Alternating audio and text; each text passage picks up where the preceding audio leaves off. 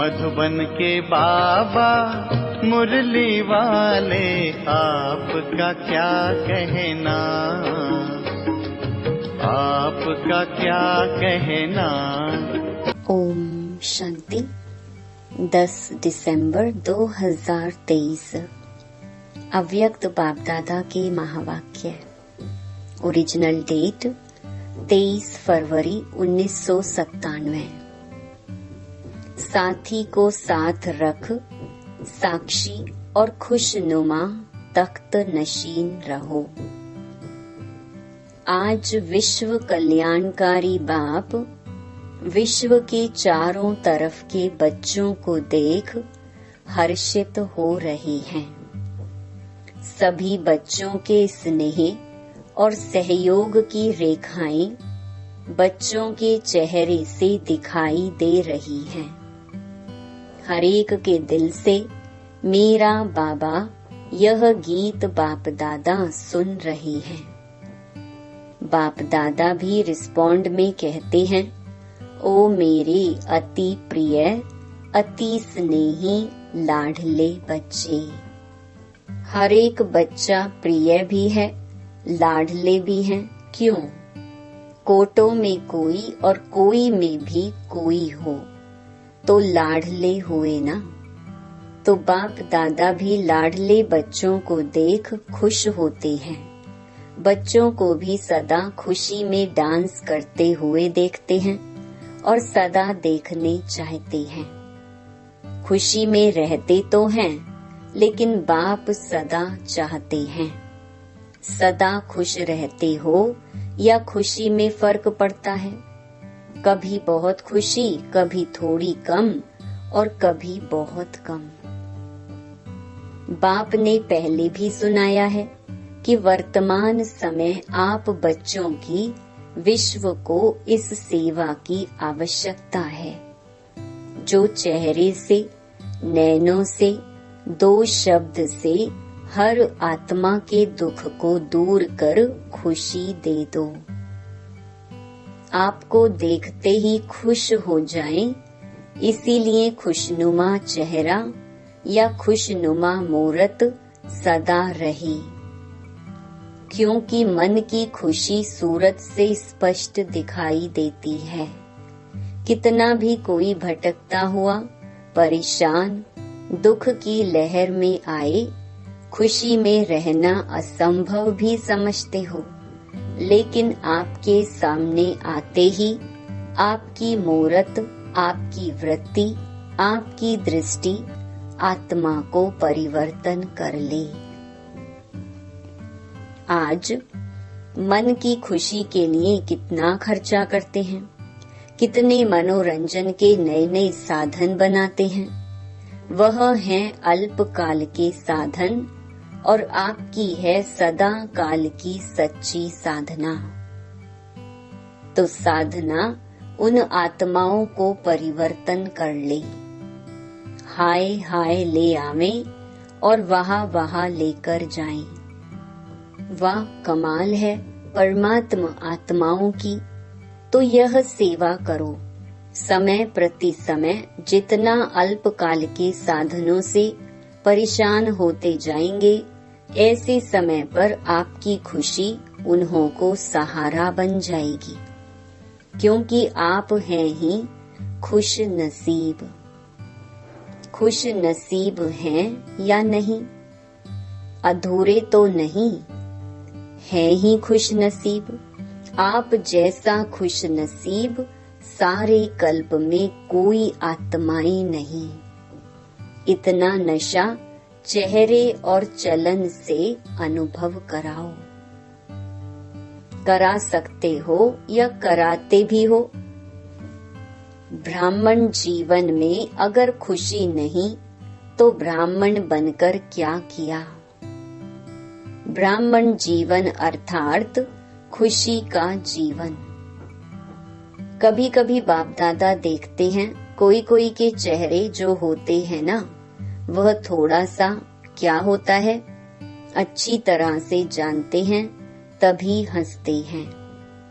तो बाप दादा को ऐसा चेहरा देख रहम भी आता और थोड़ा सा आश्चर्य भी लगता। मेरे बच्चे और उदास हो सकता है क्या? नहीं ना, उदास अर्थात माया के दास। लेकिन आप तो मास्टर मायापति हो। माया आपके आगे क्या है? चींटी भी नहीं है, मरी हुई चींटी। दूर से लगता है जिंदा है, लेकिन होती मरी हुई है। सिर्फ दूर से परखने की शक्ति चाहिए। जैसे बाप की नॉलेज विस्तार से जानते हो ना, ऐसे माया के भी बहुरूपी रूप की पहचान नॉलेज अच्छी तरह से धारण कर लो। वह सिर्फ डराती है। जैसे छोटे बच्चे होते हैं ना, तो उनको माँ बाप निर्भय बनाने के लिए डराते हैं। कुछ करेंगे नहीं, जानबूझकर डराने के लिए करते हैं। ऐसे माया भी अपना बनाने के लिए बहुरूप धारण करती है। जब बहुरूप धारण करती है तो आप भी बहुरूपी बन उसको परख लो। परख नहीं सकते हैं ना, तो क्या खेल करते हो? युद्ध करने शुरू कर देते हो, हाय माया आ गई। और युद्ध करने से बुद्धि मन थक जाता है। फिर थकावट से क्या कहते हो? माया बड़ी प्रबल है, माया बड़ी तेज है। कुछ भी नहीं है। आपकी कमजोरी भिन्न भिन्न माया के रूप बन जाती है। तो बाप दादा सदा हर एक बच्चे को खुश नसीब के नशे में, खुशनुमा चेहरे में और खुशी की खुराक से तंदुरुस्त और सदा खुशी के खजानों से संपन्न देखने चाहते हैं। जीवन में चाहिए क्या? खुराक और खजाना। और क्या चाहिए? तो आपके पास खुशी की खुराक है या स्टॉक कभी खत्म हो जाता है? खुशी का खजाना अखुट है, अखुट है ना। और जितना खर्चो उतना बढ़े। अगर और कोई भी पुरुषार्थ नहीं करो, सिर्फ एक लक्ष्य रखो, कुछ भी हो जाए, चाहे अपने मन के स्थिति द्वारा, चाहे कोई अन्य आत्माओं द्वारा, चाहे प्रकृति द्वारा, चाहे वायुमंडल द्वारा, कुछ भी हो जाए, मुझे खुशी नहीं छोड़नी है। यह तो सहज पुरुषार्थ है ना, या खुशी खिसक जाती है? सहज है या कभी कभी मुश्किल है? दृढ़ संकल्प रखो और बातों को भूल जाओ। एक ही बात पक्की रखो, मुझे खुश रहना है। तो बातें क्या लगेंगी? खेल। और अपनी खेल देखने की साक्षीपन की सीट पर सदा स्थित रहो। चाहे कोई आप समान करने वाला हो, आपको परेशान कर अपने साक्षीपन की शान से नीचे उतारने वाले हों, लेकिन आप साक्षीपन की सीट से नीचे नहीं आओ। नीचे आ जाते हो तभी खुशी कम हो जाती है। बाप दादा ने पहले भी 2 शब्द सुनाए हैं, साथी और साक्षी। जब बाप दादा साथ है तो साक्षीपन की सीट सदा मजबूत रहती है।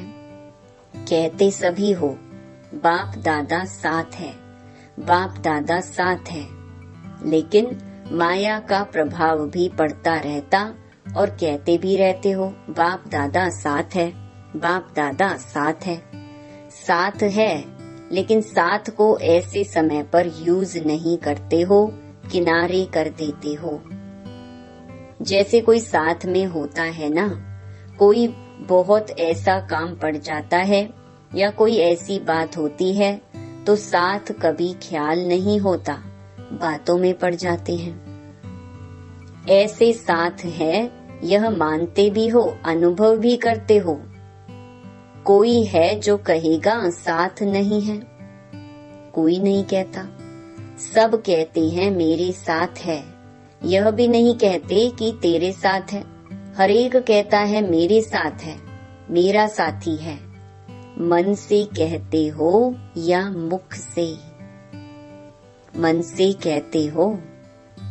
बाप दादा तो खेल देखते हैं, बाप साथ बैठे हैं और अपनी परिस्थिति में उसको सामना करने में इतना मस्त हो जाते हैं जो देखते नहीं हैं कि साथ में कौन है।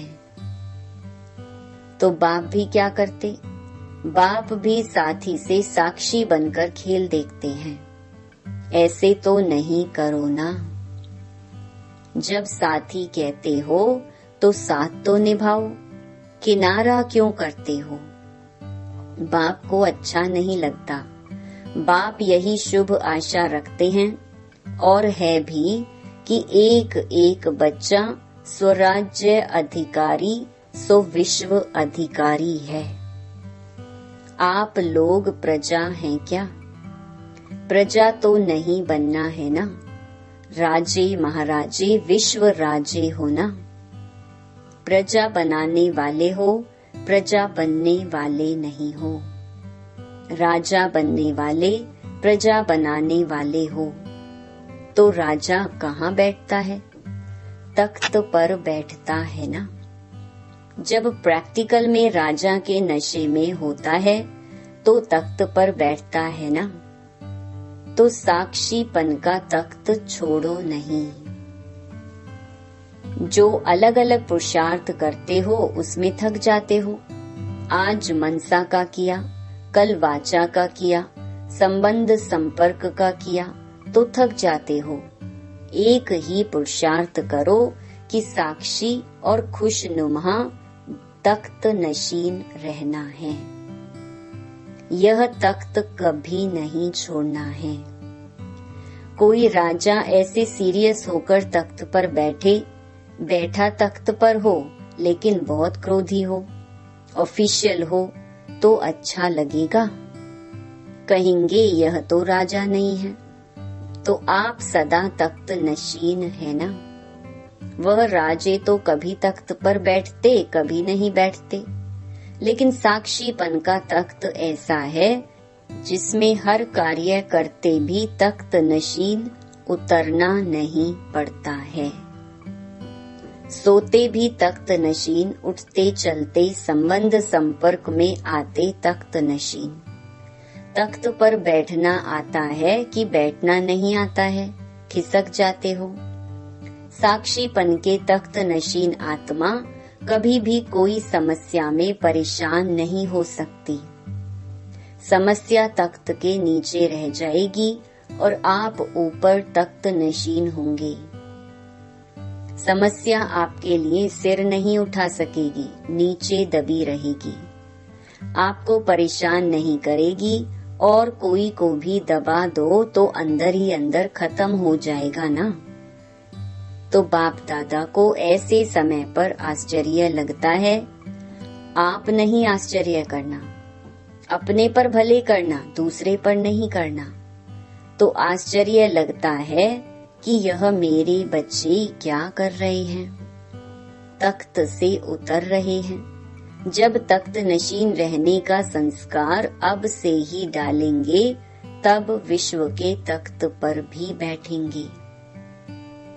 यहाँ सदा काल तख्त नशीन नहीं होंगे तो वहाँ भी सदा अर्थात जितना समय फुल है उतना समय नहीं बैठ सकेंगे। संस्कार सब अभी भरने हैं, फिर वही भरे हुए संस्कार सतयुग में कार्य करेंगे। रॉयल्टी के संस्कार अभी से भरने हैं। ऐसे नहीं सोचना कि अभी कुछ समय तो पड़ा है, इतने में विनाश तो नहीं होना है। यह नहीं सोचना, विनाश होना है अचानक।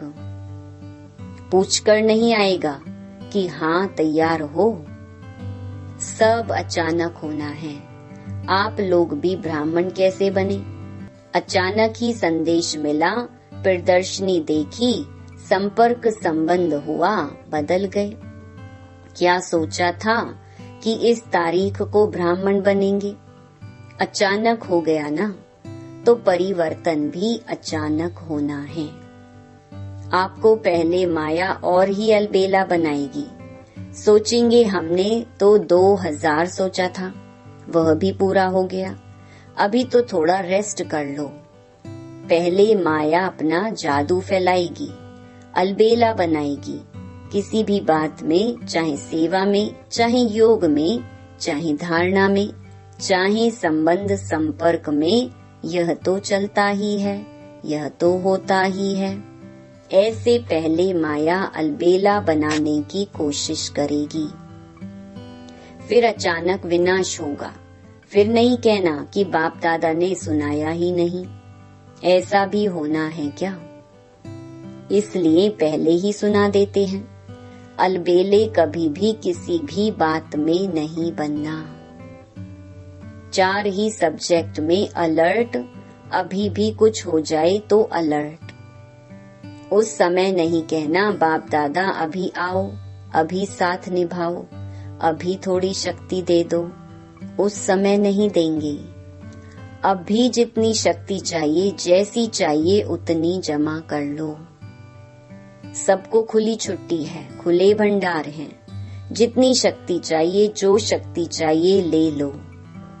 पेपर के समय टीचर व प्रिंसिपल मदद नहीं करता। डबल विदेशी बच्चों को देख बाप को भी डबल खुशी होती है। क्यों होती है? क्योंकि डबल विदेशियों को स्वयं को परिवर्तन करने में डबल मेहनत करनी पड़ी। इसलिए जब बाप दादा डबल विदेशी बच्चों को देखते हैं तो डबल खुशी होती है। वाह मेरे डबल विदेशी बच्चे, वाह। डबल विदेशी हाथ उठाओ। विश्व के अनेक देशों के करीब 1000 भाई बहनें सभा में उपस्थित हैं। वाह, बहुत अच्छा। डबल ताली बजाओ। बाप दादा विदेश की सेवा के समाचार सुनते रहते हैं, देखते भी रहते हैं। रिजल्ट में सेवा का उमंग उत्साह बहुत अच्छा है। सिर्फ कभी कभी अपने ऊपर सेवा का थोड़ा सा बोझ उठा लेते हो। बोझ नहीं उठाओ, बोझ बाप को दे दो। बाप के लिए वह बोझ कुछ भी नहीं है। लेकिन आप सेवा का बोझ उठा लेते हो तो थक जाते हो। सेवा बहुत अच्छी करते हो, सेवा के समय नहीं थकते हो। उस समय बहुत अच्छे चेहरों का फोटो निकालने वाला होता है। लेकिन कोई कोई, सभी नहीं, सेवा के बाद थोड़ा सा थकावट के चेहरे में दिखाई देते हैं। बाप कहते हैं, बोझ उठाते क्यों हो? क्या बोझ उठाना अच्छा लगता है या आदत पड़ी हुई है? बोझ नहीं उठाओ। बोझ तब लगता है जब बाप साथ नहीं है। मैंने किया, मैं करती हूँ, मैं करता हूँ तो बोझ हो जाता है। बाप साथ है, बाप का कार्य है, बाप करा रहा है तो बोझ नहीं होगा। हल्के हो, नाचते रहेंगे। जैसे डांस बहुत अच्छी करते हो ना। डबल विदेशियों की डांस देखो तो बहुत अच्छी होती है। अपने को थकाते नहीं हैं। फरिश्ते माफिक करते हो। इंडियन जो करेंगे वह पांव थकाएंगे, हाथ भी थकाएंगे। लेकिन विदेशी डांस भी लाइट करते हो तो ऐसे सेवा भी एक डांस समझो, खेल समझो। थको नहीं। बाप दादा को वह फोटो अच्छा नहीं लगता है।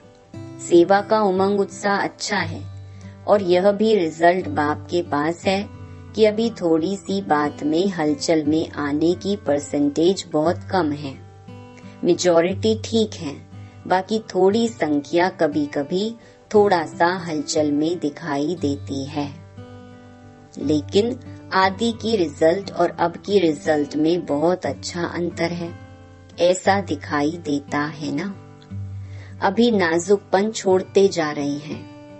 बाप दादा को रिजल्ट देख करके खुशी है।